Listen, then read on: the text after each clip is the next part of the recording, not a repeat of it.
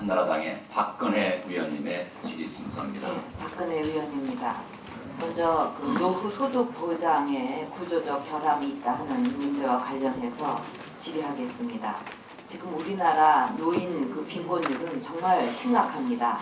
65세 이상 어르신 중에서 34%가 빈곤 가구로서 OECD 국가들 평균보다도 3배나 높습니다. 우리 국민들이 가장 걱정하는 것 중 하나가 바로 노후 걱정인데, 노후를 준비하는 국민의 67%가 공적 연금에 의지하고 있다는 보도가 있을 만큼 국민연금의 역할은 정말 중요합니다. 그런데 지금 구조를 보면 과연 국민연금공단이 국민들의 노후 소득 보장을 제대로 할 수 있을지 의문입니다. 최근 들어서 납부 예외자가 점차 증가하고 있습니다. 2003년도에 45.8%인 지역가입자의 납부 예외율이 올해는 57%까지 높아졌습니다. 연금의 실질적인 사각지대가 확대되고 있는 것입니다. 이것은 가장 도움을 필요로 하는 빈곤 계층이 국가의 보호로부터 오히려 제외되고 있다는 것을 의미합니다. 빈곤 계층에게 국민연금이 제도로서의 의미는 상실되고 도움을 주는 것이 아니라 체납의 고통만 주고 있는 셈입니다. 연금 급여액의 소득 대체율도 너무 낮습니다. 국민연금공단에서는 2050년에 연금 수급자들이 평균적으로 받게 될 급여액이 전체 가입자 평균 소득의 몇 %나 될 거라고 파악하고 계십니까?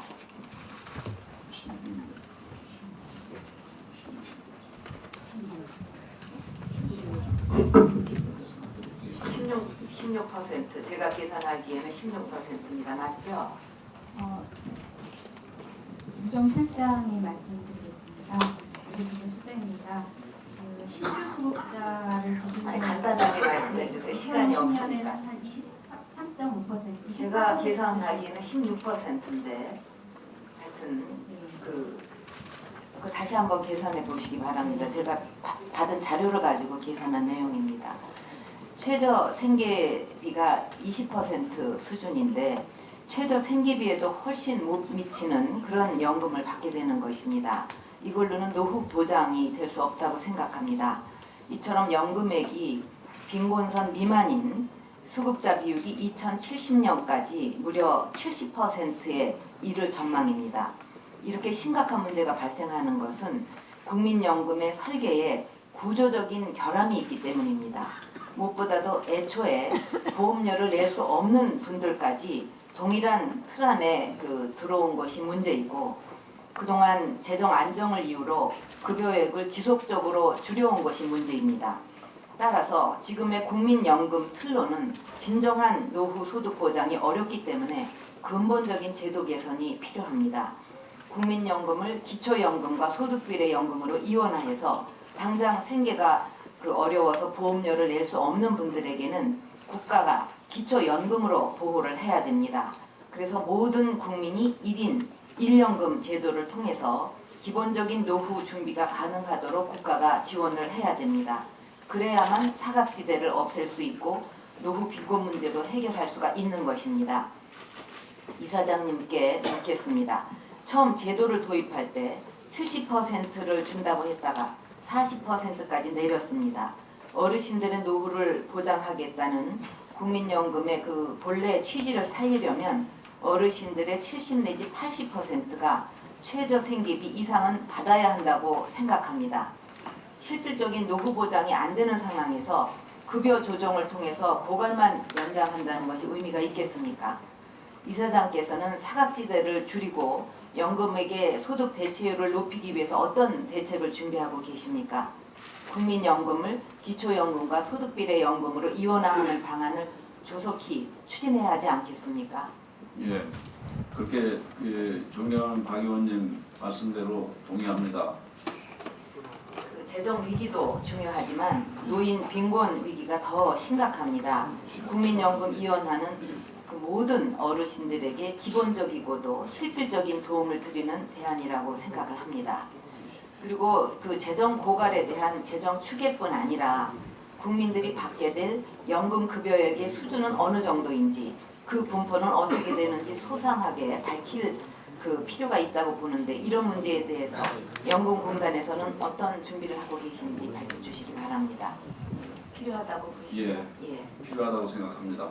그 국민들이 국민연금에 대해서 신뢰를 하지 않는 이유는 재정 고갈도 문제지만 연금액이 너무 적기 때문입니다.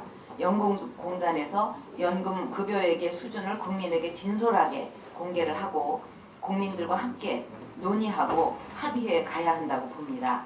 재정 계산 보고서를 낼 때 재정 계산 결과뿐만 아니라 노후 보장 실태와 전망까지도 같이 발표를 해야 됩니다.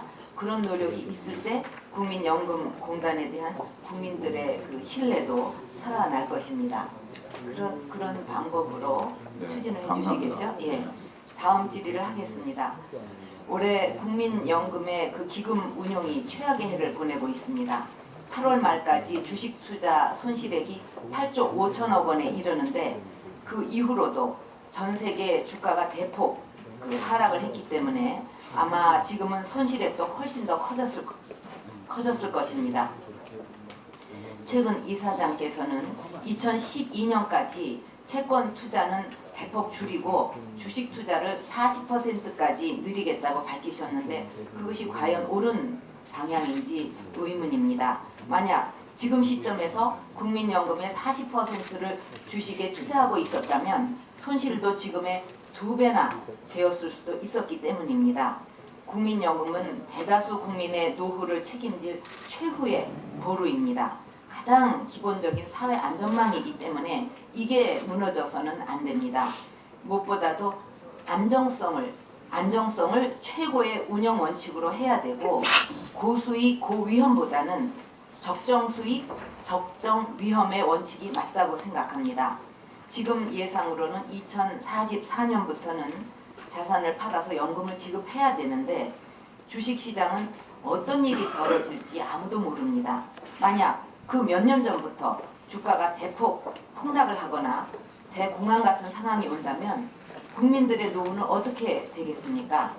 그리고 국민연금은 모든 국민이 의무적으로 가입을 해야 되는 제도입니다. 선택을 할 수가 없죠. 국가가 국민의 노후 보장을 담보하면서 국민에게 책임을 부과한 것입니다. 그렇기 때문에 더욱 감내할 수 있는 위험 수준이 어느 정도인지 사회적 합의도 없이 국가가 일방적으로 모든 것을 결정할 권한이 없는 것입니다. 만약 국민연금에 투자 손실이 발생을 하면 그 피해는 국민 모두가 떠안게 되는데 누가 책임을 질 겁니까? 책임을 진다고 감옥 가겠다 그렇게 한들 아무것도 해결될 것이 없는 것입니다. 우리의 국민연금과 비슷한 성격의 미국의 사회보장 선택기금은 신탁기금은 원금 손실의 위험이 있는 투자는 완전히 배제하고 있습니다. 제도가 만들어진 이후 지금까지 전액 국채에만 투자하고 있습니다. 지금이라도 기금 운용 방향에 대해 일방적으로 결정하지 말고 국민적 합의를 이끌어가는 것이 중요합니다. 이사장께서는 주식 투자 확대에 앞서서 먼저 이런 부분에 대해서 국민적 합의를 이루는 것에 대해서 어떻게 생각하십니까? 적극적으로 재정 금방 존경하는 박근혜 의원님께서 지적한 대부분 동의하고요. 안전성 위주로 기금 운영이 될 수 있도록 최선의 노력을 다하겠습니다. 예, 이 기금의 안정성을 결정짓는 것은 자산의 그 전략적 배분이 아니겠습니까? 위험이 높은 자산에 투자를 늘리게 되면 투자 위험은 원칙적으로 커질 수밖에 없는 것입니다.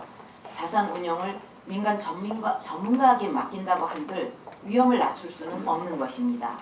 그래서 채권 투자 비율과 주식 투자 비율을 어떻게 끌고 갈 것인지에 대해서 사회적 합의를 볼 수 있도록 노력해 주시기 바랍니다. 네, 예. 적극 노력하겠습니다. 그래서 오늘 제가 이렇게 질의 드린 거에 대해서 이사장님이 다 적극 동의를 하셨습니다. 네. 그런 방향으로 네. 추진해 주실 것으로 믿고 네, 있겠습니다. 감사합니다. 예, 이상입니다. 네, 수고하셨습니다.